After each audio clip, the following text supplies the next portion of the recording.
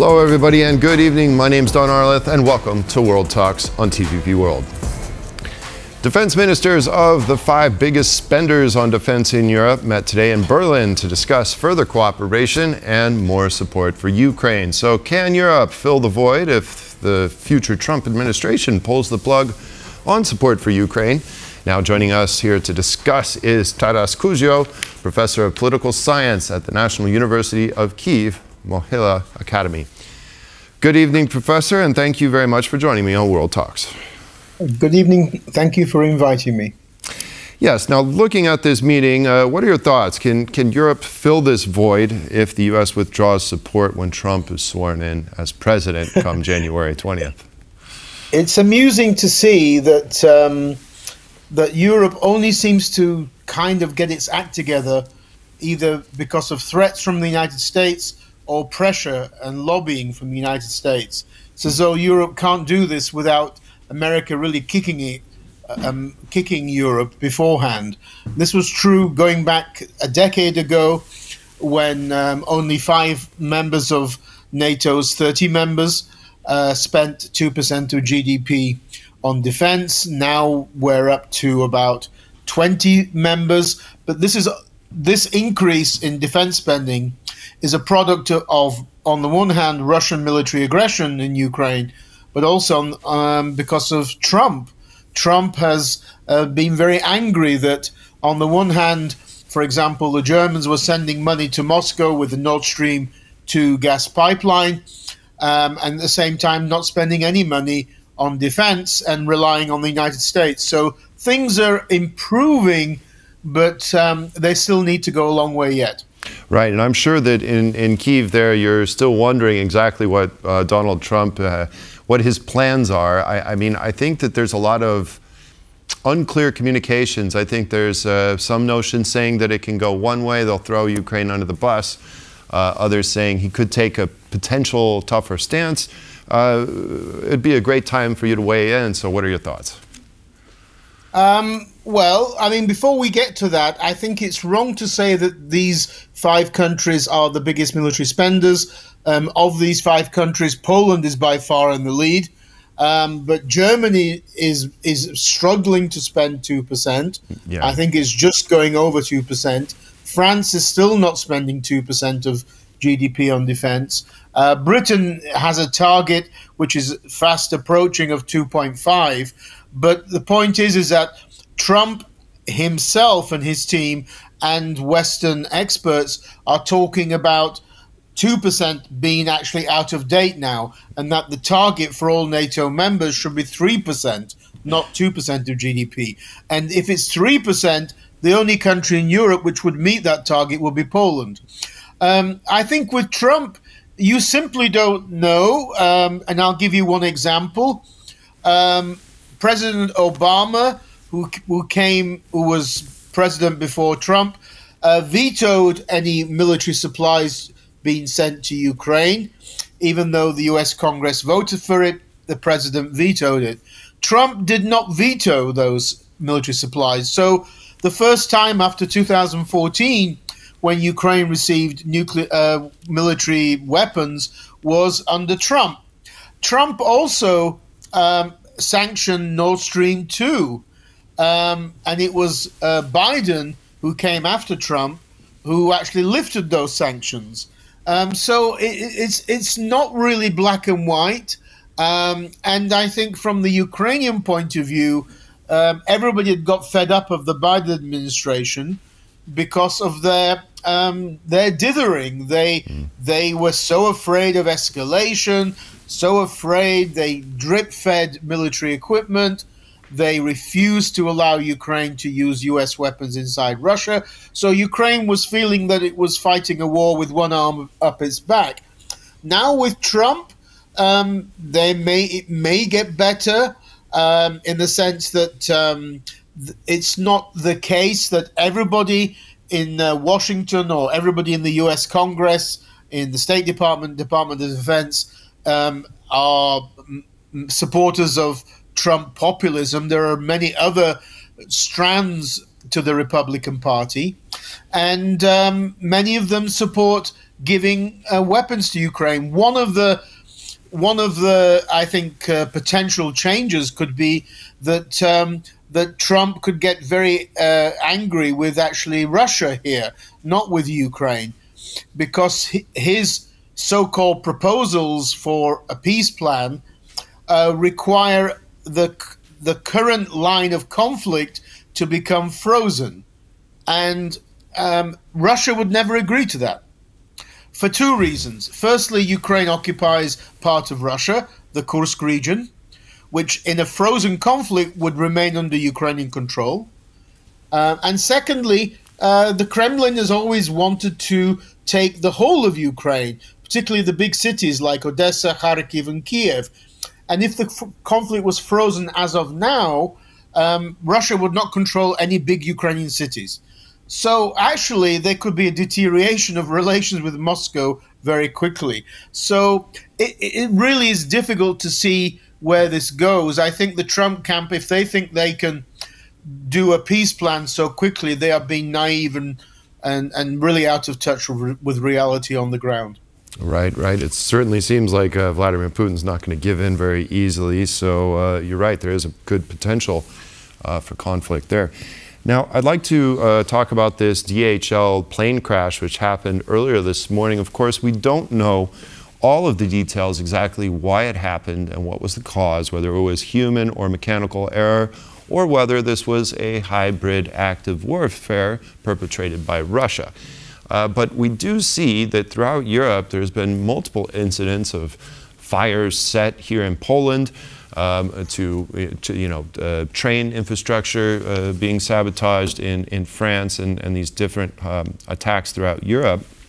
Especially, we see this latest DHL in Leipzig, these incendiary devices meant to bring down cargo planes. So if indeed this was a Russian attack on this plane, what do you think the Europeans should do about it?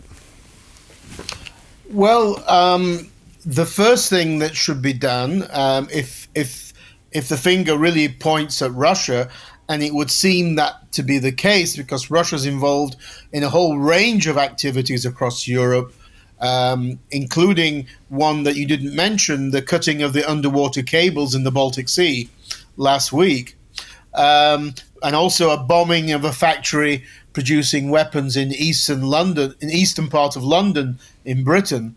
I think the first thing that should be done is to declare Russia as a state sponsor of terrorism. The United States already designates 4 countries as state sponsors of terrorism, the usual suspects, Syria, North Korea, Iran, but has refused to designate Russia as such. If Russia is involved in these kinds of activities, which are simply no question they are acts of terrorism, then Russia should be designated as a state sponsor of terrorism. And that's not even including all the attacks against civilians and non-military targets inside Ukraine. That would be one step. And secondly, I think there should be greater pressure on bringing Russian military officers to accountability. I mean, it is strange that the International Criminal Court has only accused and provided with criminal charges 6 members of the Russian elites since 2022, including, of course, Putin. Surely the number of people who should be criminally charged by the ICC, the International Criminal Court, should be a lot higher. So that's a bit surprising because there are many there's so much evidence. I mean, every day on social media there are videos of Russian criminal attacks, including drones and missiles, as well as the murder of Ukrainian prisoners of war. So I think that should be stepped up as well. And thirdly, it's about time that NATO became a bit more assertive. It seems as though the Europeans and NATO in particular are too scared to take this war back to Russia. I think it's time to realize the war has come to Europe. There are Koreans fighting in Ukraine, North Koreans, and China, Communist China, is the main external enabler of Russia's military machine. So whether we like it or not, we don't have to pivot to Asia because East Asia has already come to Europe. So I think the West has been coming across, and NATO included, as quite weak in its response. And it's about time that the response actually toughened up far more. It's indeed. Now, Russia has again escalated the war in Ukraine by using hypersonic, what they're calling intermediate range ballistic missiles, which were previously classified as intercontinental ballistic missiles, but we'll leave that be. Russia also says it will use more. So will this make a difference for Russia, or do you find it a bit underwhelming, or how do you view this escalation by Russia? Well, Russia's been, this was the whole joke about the Biden administration and also Scholz in Germany. The idea that, well, no, we have to be careful, we should not escalate vis-a-vis Russia. Russia's been escalating from day one. I mean, the kind of weapons used, the war crimes, the bringing in of Iranian military equipment, North Korean military equipment, North Korean troops, Chinese dual-use goods, Chinese military equipment. It's Russia which is the country which is escalating. And I think hopefully the difference between the Biden and Trump administrations is that this sort of paranoia about escalation will not dominate the Trump administration. I think the Trump administration will be actually better for Ukraine because it will be a lot more tougher against Iran and China. Biden administration was very weak towards Iran and China. I think that here the Ukrainians are just pleading for greater anti-aircraft assets. I mean, Ukrainians are doing a very good job in bringing down maybe something like 2/3 to 3/4 of what is fired at Ukraine every evening, missiles and drones.